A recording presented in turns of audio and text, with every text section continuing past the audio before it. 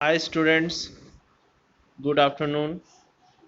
बहुत खुशी हो रही है कि आप लोग की डिग्री का आखिरी चरण हो गया है और आप लोग को बधाई जो आप लोग परीक्षाएं अपनी कंप्लीट कर चुके हो। उम्मीद कर रहे हैं जल्द ही आपका एक पॉजिटिव रिजल्ट आएगा। कॉलेज आपको बधाई दे रहा है, साथ ही साथ हमारी भी बधाइयाँ हैं। इसके साथ कुछ सवाल आपके दिमाग में होंगे, कई लोगों ने उस सवाल का जवाब भी ढूंढा होगा। कुछ पिछले कुछ सालों से कुछ लोगों ने ढूंढा होगा, कुछ लोग ढूंढ भी चुकेंगे। वो है कि अब हम आगे क्या करें, आगे हमें कैरियर को किधर ले जाना है, या हमें फार्मेसी जैसे हमने कर लिया कोर्स या बीटेक कोर्स कर लिया तो आगे हम क्या कर सकते हैं। तो मैं यहाँ पे फार्मेसी के स्टूडेंट्स को ये बताना चाहूँगा कि मेरा जो विज़न है कि मैं आप लोग के लिए क्या सोचता हूँ और आप क्या कर सकते हैं, उसके बारे में एक शॉर्ट में कुछ चीज़ें बताना चाह रहा हूँ। हम जब पढ़कर निकलते हैं, ठीक है, तो हम सब एक साथ मेहनत करते हैं, पर जब हम एक किसी जॉब के लिए जाते हैं तो आपस में हमें आप एक दूसरे के साथ ही कॉम्पीट करना होता है। हम एक लाइन में होते हैं, क्यू में होते हैं, और जो भी इस कंपटीशन को जितने जल्दी फेस कर लेता है वो उतना तेजी से आगे बढ़ता चला जाता है।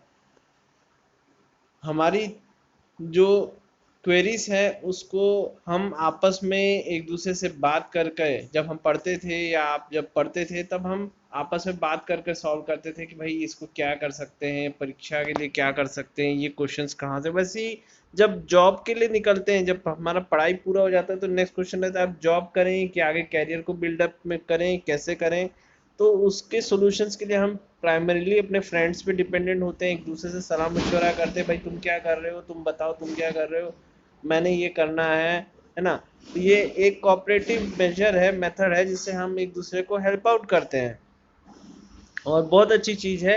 इससे हमें एक आइडिया मिलता है। पहला चीज़ तो अपनी पोटेंशियल के हिसाब से हम क्या कर सकते हैं और उसमें क्या इम्प्रूवमेंट ला सकते हैं। इसमें कई बार ऐसा भी होता है कि जैसे कोई फ्रेंड है जिसका कहीं एक जगह पर्टिकुलर जॉब लग गया है, तो वो हमको सजेशन देता है, चल भाई तू मेरे साथ चल, मैं तेरा जॉब लगवा दूंगा वहाँ पे, या कुछ दिन मेरे सपोर्ट से रहना, साथ में अपन लोग फिर ढूंढेंगे, सर्च करेंगे इत्यादि, है ना। और हमेशा हमारी कोशिश क्या रहती है, एक दूसरे की हेल्प करने की, सबसे ज़्यादा हेल्प को शेयर करने की और उससे जो बेनिफिट है उसको लेने की। पर क्या है दोस्तों, आप लोग देखते हैं भीड़ है, बहुत बड़ी भीड़ है, ऐसा नहीं आप अकेले हैं, बहुत से लोग हैं और हर कोई चाह रहा है एक जॉब को सिक्योर करना, एक जॉब को पाना चाह रहा है। उस जॉब को पाने के लिए आपको एक दूसरे से कॉम्पीट करना है और तब आप उसमें आगे बढ़ पाएंगे। तो इसमें कुछ ऑप्शंस हैं। पहला ऑप्शन है कि भाई आगे एजुकेशन को कंटिन्यू किया जाए और रिसर्च इत्यादि जो भी फील्ड है उसमें हम लोग कोशिश करें कि भाई अपन रिसर्च या ऐसी चीज़ें करें, या फिर जैसे कि आप लोग कर सकते हैं, एम फार्म कर सकते हैं, एमबीए कर सकते हैं, ऐसे कोर्सेज कर सकते हैं जो कि आपको आगे एक डिफरेंट आउटलुक दे और आपके जॉब को भी एक डिफरेंट आउटलुक दे। इसके एक और तरीका ये है कि आप अपने टीचर्स या जो भी गाइड हैं उनसे बात करें, क्योंकि क्या है, उन्होंने अपने जीवन में एक बहुत बड़ा समय इन सब में बिताया है, तो वो भी अपने अनुभवों के हिसाब से काफ़ी जानकार हैं, उनसे भी आप जानकारी ले सकते हैं, उनके रेफरेंसेस का आप यूज़ कर सकते हैं। तो पहला ऑप्शन जो मैंने कहा ये है कि आप कोई हायर एजुकेशंस की तरह को चूज करें, क्योंकि अब जमाना जो है वो क्या है, हायर एजुकेशंस का है। और वो जमाना गया जब लोग 10वीं 12वीं पढ़ते थे और 10वीं 12वीं के बाद वो जॉब जो है उनको सेटिस्फैक्ट्री रहता था या एक सेटिस्फैक्ट्री इनकम मिल जाता था। अब लोगों के उद्देश्य और लक्ष्य भी बढ़ गए हैं और इस हिसाब से वो चाहते हैं कि कुछ और अच्छा मिले। तो एक हायर एजुकेशन जो है वो उनको एक हायर पोस्ट के लिए डिजिग्नेट करता है। तो जो लोग जैसे जिनमें रिसर्च एप्टीट्यूड है, जो जिनको लगता है कि हम कुछ और आगे कर सकते हैं, डिफरेंट कर सकते हैं, वो भी इसमें आ सकते हैं। और जिन लोगों को पढ़ना अच्छा लगता है, पढ़ने में अच्छा लगता है, वो भी इसको फॉलो अप कर सकते हैं। तो इसके लिए एक चीज़ ये है कि अगर आप आगे पढ़ना चाह रहे हैं तो अपने गाइड से, टीचर से बात करें और ज़रूर से उनके कांटेक्ट में बने रहें, जो भी हो, जैसा भी हो। ठीक है, होता ही है कि कोई टीचर हमको अच्छा लगता है, कोई बुरा लगता है, कोई अच्छे समय में हमें मदद करता है तो हमें बहुत अच्छा लगता है उससे बात करना, और कोई होता है जो बहुत शांत रहता है, बात ज़्यादा नहीं करता। पर क्या है, सबके पास अपना अनुभव होता है, कौन टीचर हमें किस प्रकार काम आए ये हम नहीं जान सकते। हो सकता है यही हमको कोई ऐसा रास्ता बता दे जो हमने सोचा भी ना हो। तो अब क्या करना है, एक और चीज जो हम कर सकते हैं, पहला चीज तो हुआ एजुकेशनल फील्ड में चले गए, चलो अपने टीचर से कंसल्ट कर लिया, उन्होंने हो सकता है हमारा जॉब लगवा दिया। मेरे कैरियर में एक बहुत बढ़िया चीज हुई थी, जब मैं बी फार्म कंप्लीट किया था तो हमारे जो एक बहुत ही रिस्पेक्टेड टीचर थी, और मैं एक्सपेक्ट नहीं कर रहा था वो मैडम मुझे जॉब के लिए रिकमेंड करेंगी, पर उन्होंने मुझे एक मार्केटिंग फर्म के लिए रिकमेंड किया था, और निकोलस पिरामल के लिए, और मैं आज भी उस चीज़ को रिमेम्बर करता हूँ। उनके कॉन्टैक्ट्स उस स्तर पे बहुत ही अच्छे कॉन्टैक्ट्स थे, और उन्होंने मेरे लिए कोशिश की, यही मेरे लिए बहुत गर्व की बात है। तो मैं आपको भी यही सजेस्ट करूंगा कि अपने टीचर्स के कॉन्टैक्ट में ज़रूर से बने रहें। दूसरा पॉइंट है अपना खुद का बिजनेस एस्टेब्लिश करने की कोशिश करना। ये तो हर कोई जानता है कि हाँ, हम अपना एक बिजनेस एस्टेब्लिश कर सकते हैं, लेकिन किस प्रकार का बिजनेस। एक तो वो बिजनेस हुआ कि चलो भाई आप एक मेडिकल एजेंसी या मेडिकल शॉप एक दिमाग में आता है। इसके अलावा कई लोग और भी सेक्टर्स में वर्कआउट कर चुके हैं, जैसे कि मार्केटिंग जो होती है प्रोडक्ट्स की, उनका खुद का अपना बिजनेस चेन चालू करना, खुद का एक कंपनी चालू करना जो कि सेल्फ बिजनेस है ना। इसके अलावा कई लोगों ने कैरियर को फार्मेसी से अलग रूट पे भी ले गए हैं, पर ये मैं ऐसा नहीं कह रहा हूँ कि ज़रूरी है हमेशा ऐसे ही किया जाए। सबकी अपनी अपनी चॉइस है, उस चॉइस को फॉलो अप कर सकता है और खुद का बिजनेस एस्टेब्लिश कर सकता है। तीसरा है टीचिंग, पर इससे पहले एक और चीज पे आ जाए अपन। आप अगर चाह रहे हैं बिजनेस, तो इसमें है आपका रिटेल फार्मेसी, खुद का एक फार्मेसी स्टोर, और खुद के थोड़े पैसे से, या फिर जो भी आप घर से इन्वेस्टमेंट कर सकते हैं उससे एक फार्मेसी स्टोर। ये एक सेफ साइड है, और इनिशियल बहुत लोगों का चॉइस रहता है, और अभी छत्तीसगढ़ में काफ़ी संभावनाएं हैं, ये मैं कहना चाह रहा हूँ।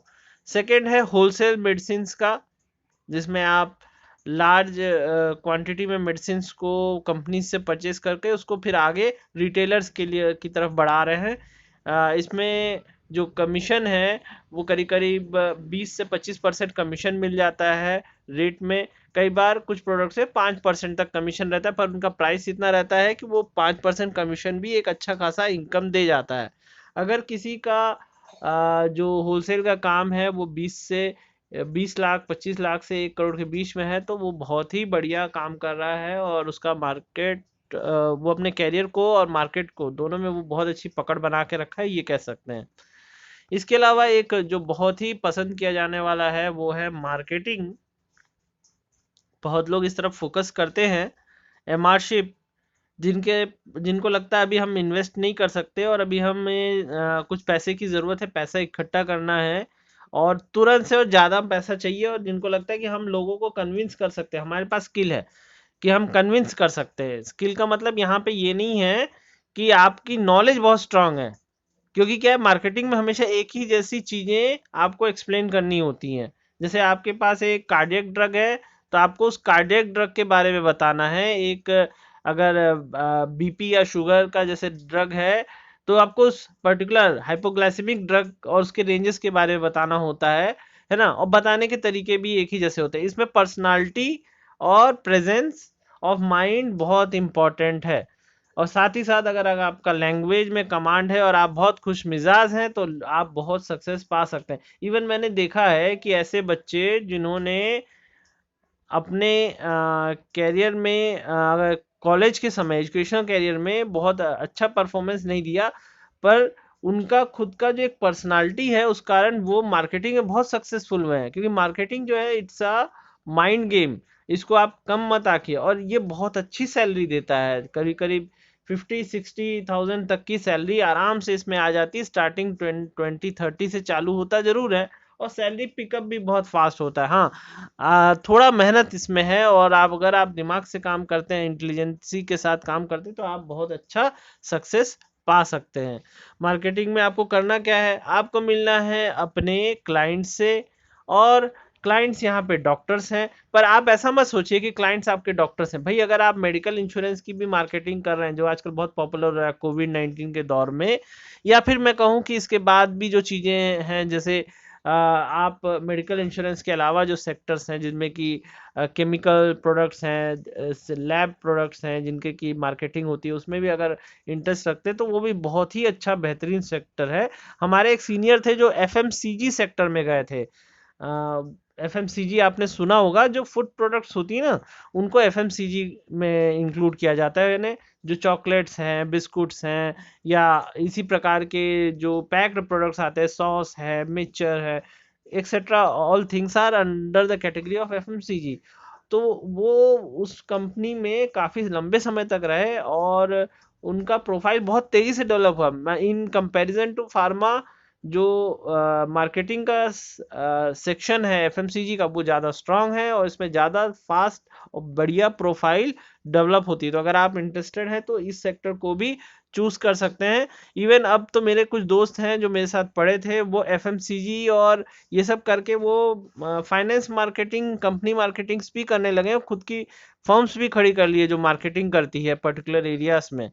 तो इवन अब आपको भी पता होगा, आपके भी कुछ सीनियर्स हैं जो खुद की मार्केटिंग एजेंसी लॉन्च कर चुके हैं। तो ये क्या है, ये एक प्रकार का सेल्फ बिजनेस है, सेल्फ एंटरप्रेन्योरशिप है, बिजनेस है।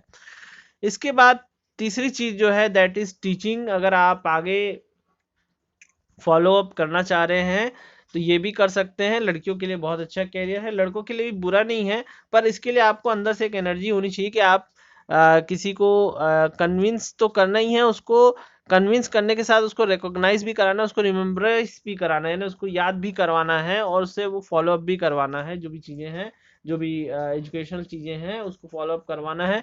It's a tough field but it's a good field for girls. They can also follow this field, but इसको करने के लिए पहले आपको हायर एजुकेशन की ज़रूरत है। मीन्स आपको एम फार्म, एमबीए या जो हायर एजुकेशन है उसकी ज़रूरत है, तभी आप इसको फॉलो कर सकते हैं।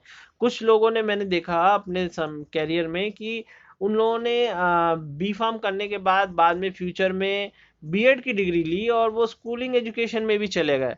तो एजुकेशन फील्ड में बहुत डाइवर्सिटी है, आप इसका उपयोग कर सकते हैं। ऐसा मत सोचिएगा कि आप एक ही जगह लिमिटेड रह जाएं कि फार्मेसी पढ़े तो चलो फार्मेसी में लिमिटेड है, नहीं, यूज कीजिए, सेक्टर्स का यूज कीजिए, ठीक है, और उसका आप बेनिफिट लीजिए। इसके अलावा जो मोस्ट इम्पॉर्टेंट, फार्मेसी एक्चुअली पढ़ाया इसीलिए जाता था कि इंडस्ट्री को फोकस करते हुए, फार्मा इंडस्ट्री जो है जहाँ पे ड्रग का मैन्युफैक्चरिंग होता है। आपको पता होना चाहिए पूरे लॉकडाउन के दौर में एक भी फार्मा कंपनी 1 मिनट के लिए भी बंद नहीं हुई। आप समझ सकते हैं कितना इंपॉर्टेंट सेक्टर है ये। यानी बाढ़ भी आ जाए, भूकंप भी आ जाए, आपकी जॉब यहाँ 120%, मैं कहता हूँ 200% आपकी सिक्योर है, ठीक है। और दूसरा, इसका ग्रोथ ऐसा है गजब का कि भाई मार्केट इसका बढ़ता ही रहता है, घटता नहीं है, ये हमेशा ग्रोइंग मार्केट है। जिन लोगों ने फार्मा कंपनीज में स्टार्टिंग की, ज़रूर उन्हें थोड़ा सा प्रॉब्लम हुआ। Problem in the sense means उन्हें ये प्रॉब्लम हुआ कि शुरुआती दौर में बहुत सी कंपनीज में स्टार्टिंग सैलरी थोड़ी कम होती है, ठीक है।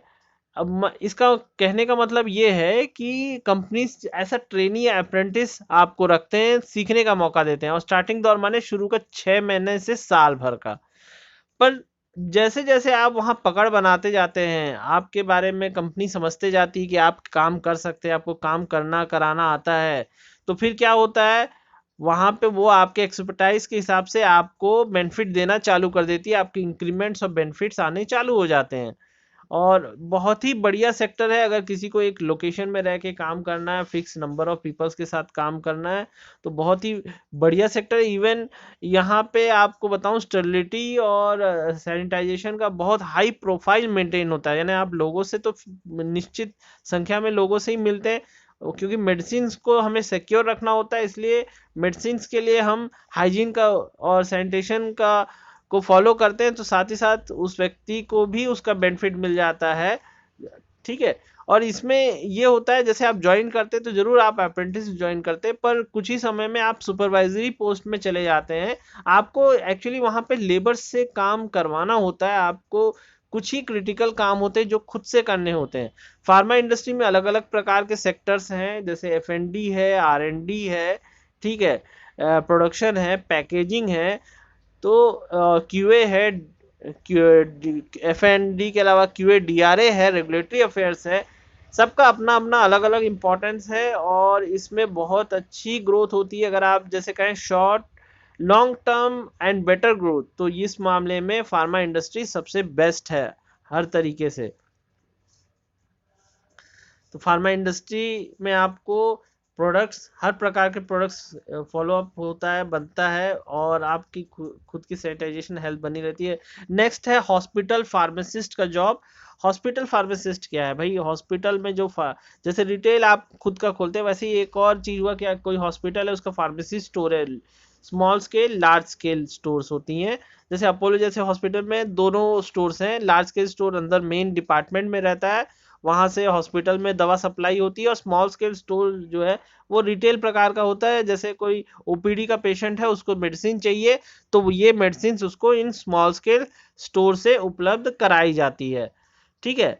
तो ये बहुत ही अच्छा सेक्टर है, इसमें भी आप ट्राई कर सकते हैं। अगर आप शॉर्ट टर्म जॉब ढूंढ रहे हैं और आप इन बाकी जगह जाना नहीं चाह रहे, तो यहाँ भी आप कर सकते हैं। और कई लोगों ने तो इसको लॉन्ग टर्म कैरियर के रूप में भी इस्तेमाल किया है।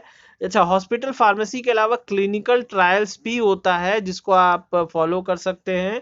क्लिनिकल ट्रायल्स में हमें हॉस्पिटल में जो पेशेंट एडमिट है उनके डाटा को वेरीफाई करना होता है सिम्टम्स के साथ में, और मेडिसिन का क्या इफेक्ट हुआ उसको कलेक्ट करके उसको आगे जो भी हॉस्पिटल एनालिस्ट है उसके पास भेजना होता है। तो ये एक शॉर्ट इन्फॉर्मेशन था जो मैंने बताया। इसके अलावा मैंने जो इन्फॉर्मेशन छोड़ी है अभी, जो मैंने इंक्लूड नहीं की, that is about public service commission exams etcetera, है ना। तो पर मैं यहाँ पे ये जरूर कहूँगा, गवर्नमेंट सेक्टर को जरूर ट्राई करें। हॉस्पिटल फार्मासिस्ट अगर मैं कह रहा हूँ तो वो गवर्नमेंट सेक्टर में भी है। इसके लिए आपको एंट्रेंस एग्जाम देने पड़ेंगे, फार्मेसी कोर्सेज के एंट्रेंस एग्जाम देने पड़ेंगे। और ये रेलवे, NSPDL, SCCL, है ना, जैसे बहुत से इंस्टीट्यूशंस में इसके एग्जाम्स होते हैं। आप वहां से इसके एग्जाम्स दिला सकते हैं, कॉम्पिटिटिव एग्जाम दिला सकते हैं। समय समय पे ध्यान रखिए इनका कब पेपर निकल रहा है और अप्लाई कीजिए। इसके अलावा गवर्नमेंट सेक्टर में है ड्रग इंस्पेक्टर, जिसके बारे में आप लोगों को पता है, जिनका काम होता है इंस्पेक्शन करना। ग्रेड 3 की पोस्ट है गवर्नमेंट की। वैसे इसकी पोस्ट आजकल थोड़ी कम निकल रही है, क्योंकि अधिकतर पोस्ट ऑक्यूपाई है। फिर भी अलग अलग राज्यों में पोस्ट अभी भी समय समय पे विजिबल हो जाती हैं। इसमें भी सिमिलर आपको जैसे हॉस्पिटल फार्मासिस्ट या रेलवे में हॉस्पिटल फार्मासिस्ट का एग्जाम होता है, वैसे ही इसका भी एग्जाम होता है, और आपको एग्जाम क्लियर करना होता है। तो मैं उम्मीद कर रहा हूँ स्टूडेंट्स, आप लोग मेरी बातों को ध्यान से सुन रहे हैं और आप एक बहुत ही सक्सेसफुल कैरियर की तरफ बढ़ रहे हैं। उम्मीद कर रहा हूँ, और बेस्ट ऑफ लक मेरी तरफ से, कि आप इसका जो सलाह है उसका फायदा ले। Thank you very much.